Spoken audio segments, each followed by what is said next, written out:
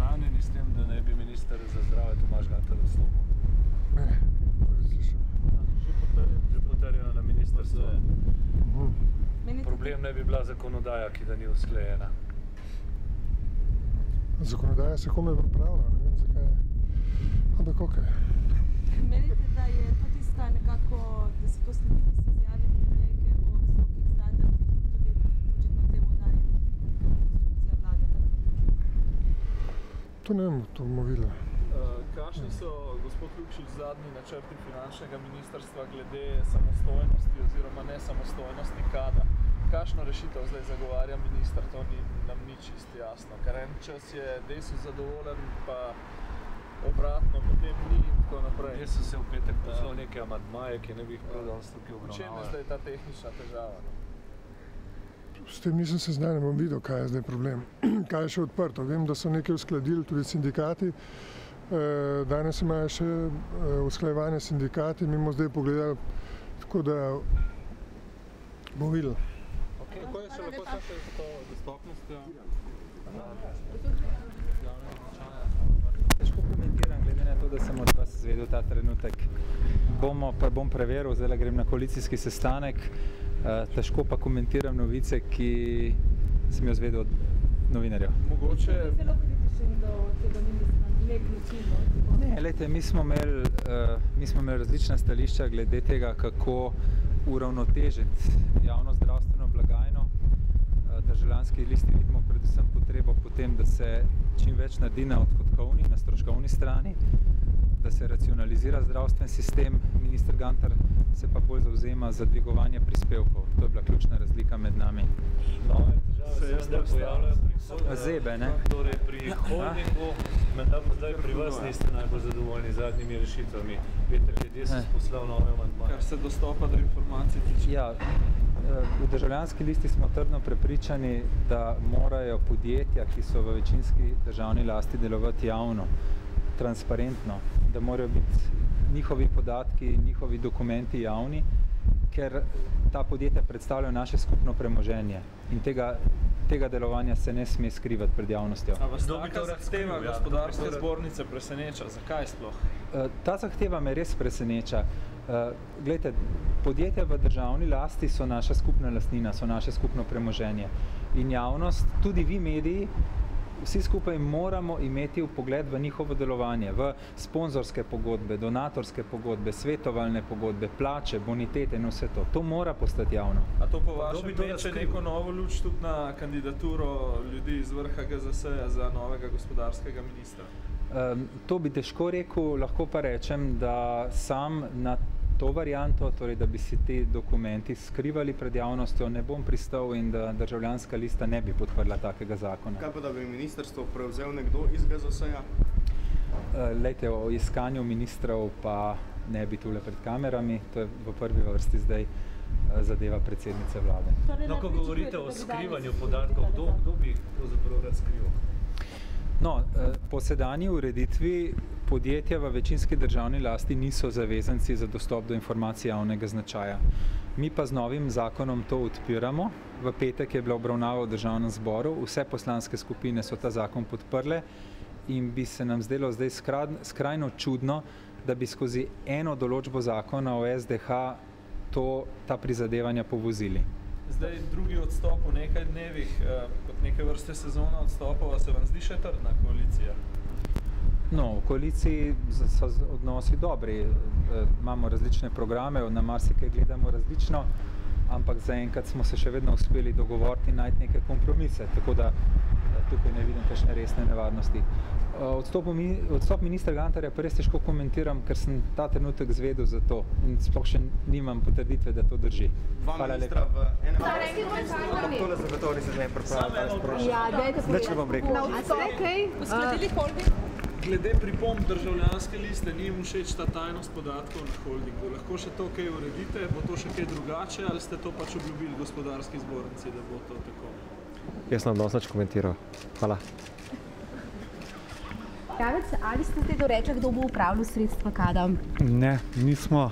Moram reči, da jutri bomo imeli s poslansko skupino Desus še zadnji sestanek v zvezi z Slovenskim državnim holdingom. Moram pa reči, da glede KAD-a zadeve še niso usklajene, tako da ostajajo odprte.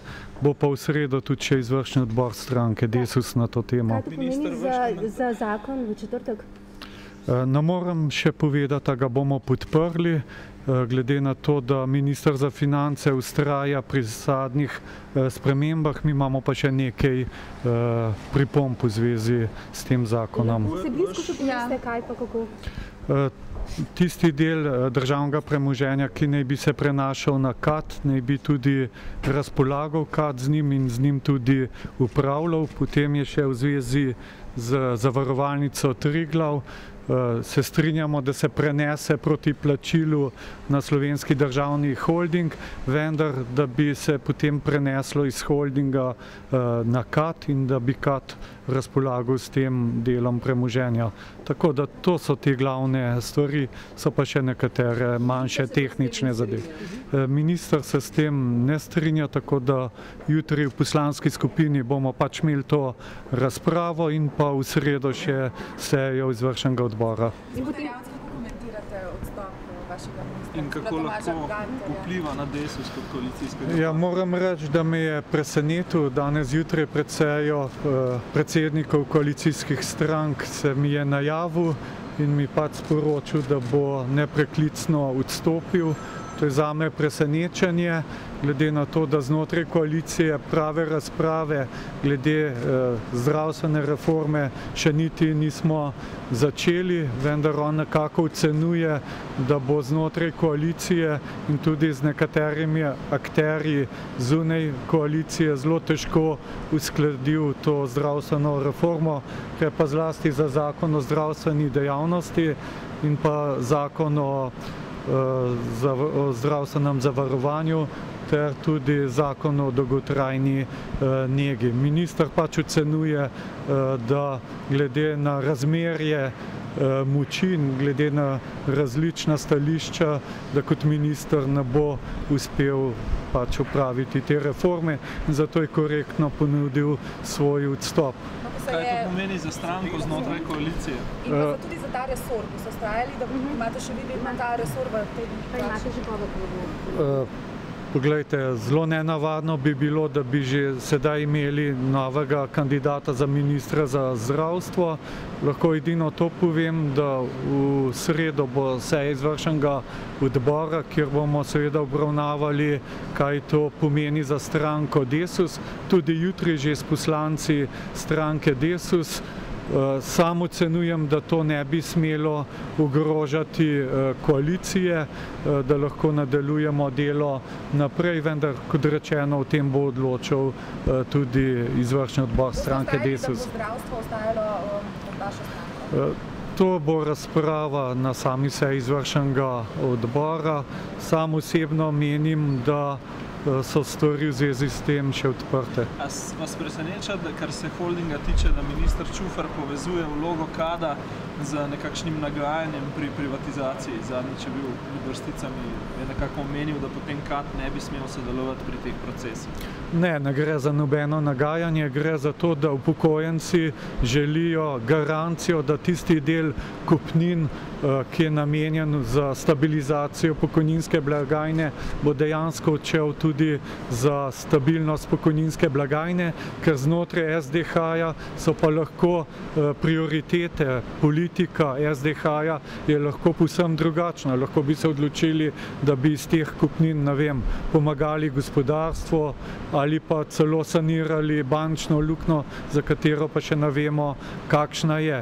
In stranka Desus v zvezi s tem želi samo zagotovilo, da dejansko del kupnin iz prodaje državnega premoženja ki so ga pa ustvarili upokojenci, gre za to, da bomo lahko financirali pokojnine. Vi veste, da vsak mesec posebej težko zberemo potrebno vsoto za to, da so pokojnine v celoti izplačane. In ravno skozi SDH in skozi KAD vidimo garancijo, da bi lahko bile te pokojnine vsak mesec tudi res izplačane. Zdaj tudi DL ne podpira več, ne?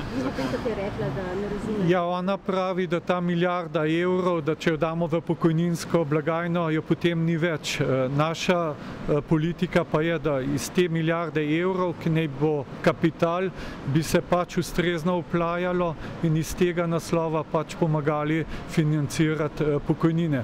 Tako da ne bi z enkratnim aktom pač ta denar zapravili. In tudi tukaj je razlika med stranko Desus in pa med ministrom za finance in tudi med predsednico vlade. Ona vidi to milijardo kot enkratni znesek, ki bi ga namenili pokojninski blagajni, mi pa to vidimo kot kapital, ki bi ga bilo potrebno uplajati in tisto, kar bi se pač iz tega kapitala pridobilo, namenilo za pokojninsko blagajno. Zdaj tudi DL ne podpira več zakona, imajo težave s to tajnostjo podatkov. Koliko mislite, da se bo dejansko odložilo sprejemanje tega zakona? No, kot vem, Državljanska lista je že našla ustrezen kompromis z ministrom za finance, tako da tukaj ne bo težav. Predvideno je, da bi ta zakon šel v četrtek na sejo vlade. Jaz moram reči, da stranka Desus, če ne bo usklajeno in če ne bo soglasja poslanske skupine in pa izvršnega odbora, ni tega zakona ne bomo podprli. Sem povedal, da KAD tudi glede, to pa ne vem, to pa dajte vprašati Viranta. Ste tudi kaj o Slabišnikovem nasledniku? Ne, nič. Lahko samo še eno čisto boljš osebno pogled, pravite v sredo boste temu stranki citirali, ampak vi dopuščate možnost, da Desus zdravstvenega resorja ne bi več vodil, bi ga prepustil kateri od koalicijskih partneric. In mogoče vzeti gospodarsko resor. Ne, poglejte, to je stvar razprave na izvršnem odboru stranke Desus in seveda je to tudi stvar odločitve predsednice vlade. Ona na koncu odgovarja za vse resorje v vladi, tako da pustimo še nekaj času. Hvala lepa. Torej, da v luči transparentnosti, da dejansko te podjetja v holdingu ne bodo podvržena zakonu o informacijah javnega značaja. Ne, jaz mislim, da morajo biti in da mora biti postopek absolutno transparenten. Mislim, da bo to zagotovljeno. Hvala.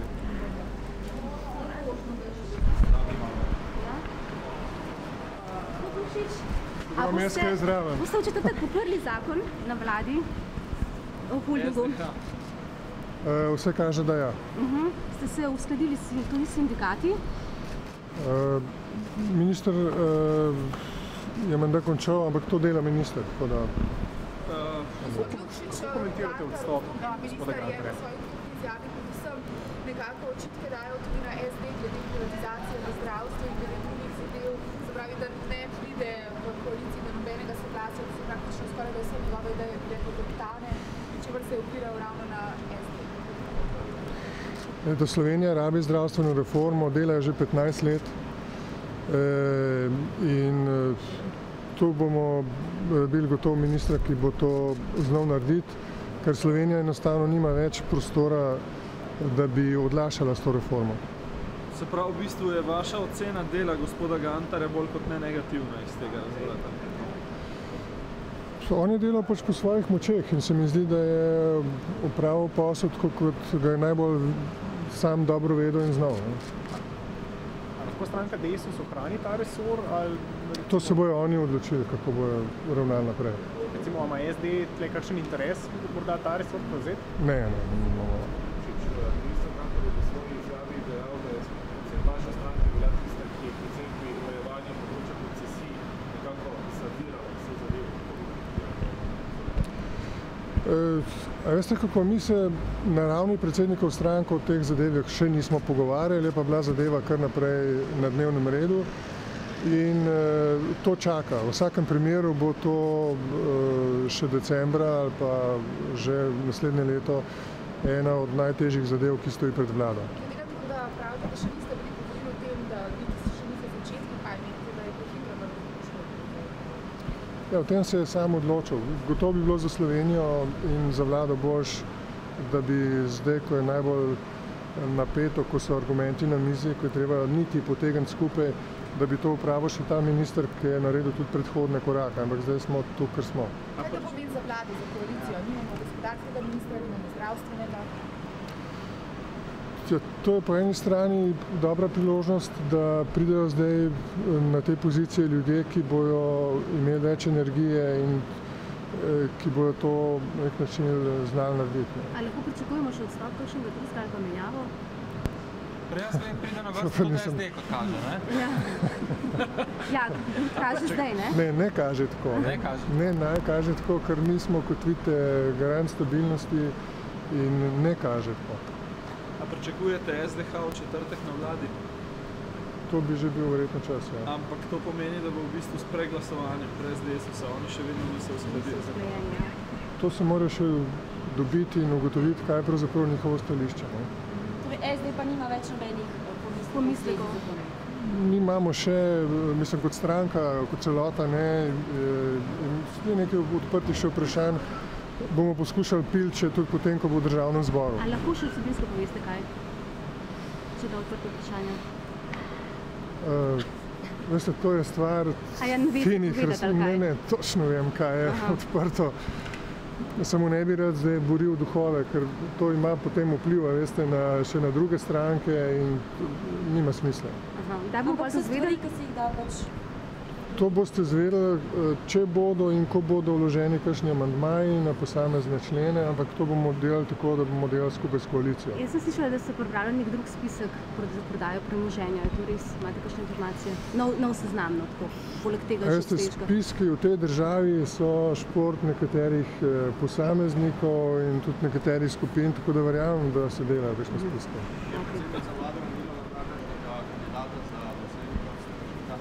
Ne. Kako je komentirala odstop Gantarja?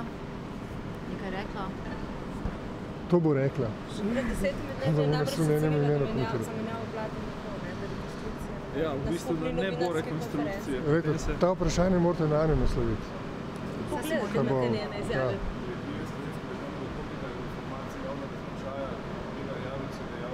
Da dejansko bi naj prišlo nekaj kompromisnega rešitve. Ali veste kaj o tem? Sedaj potem takem podjetja ne bodo podvržena zakonu o informacijah javnega značaja. Bodo. Tega člena, ki bi izuzemal ta podjetja, ne bo v tem zakonu o holdingu. Se pravi, za njih isto velja.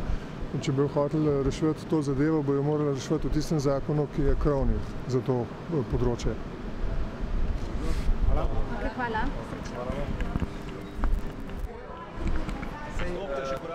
Ne bom nič komentiral odstopa ministra, to je Marjan.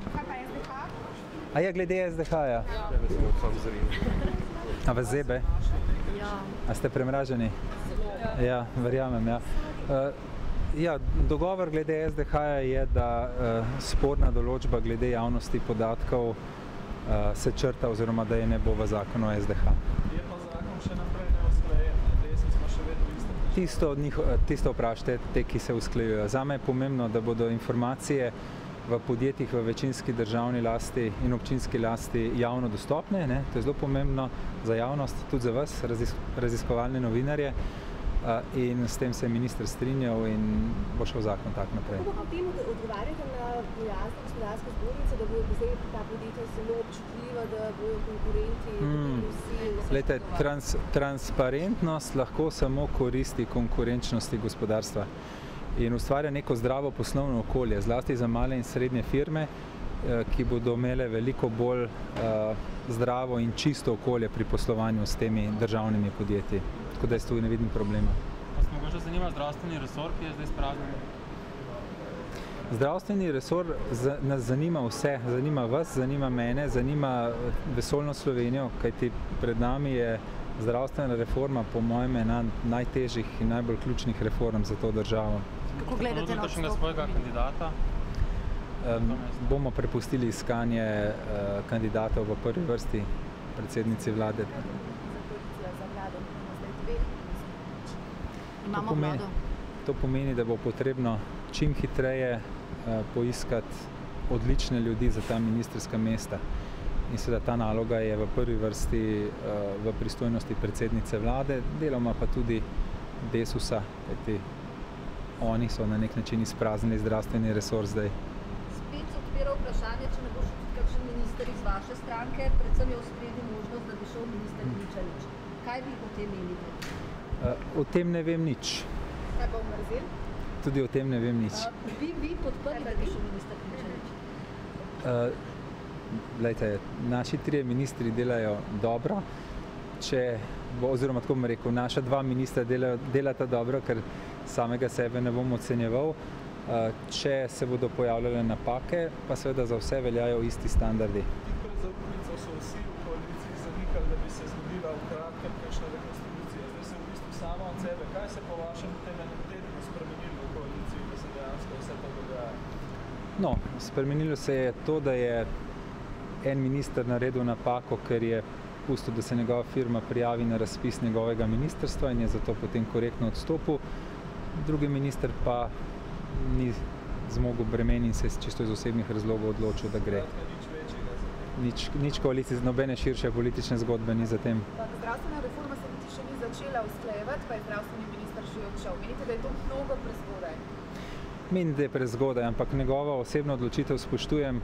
Težki časi so, ni lepo, ni luštno biti minister danes, tako da ga po osebni plati razumem in mu želim vse dobro v nadaljnjem življenju privatnem.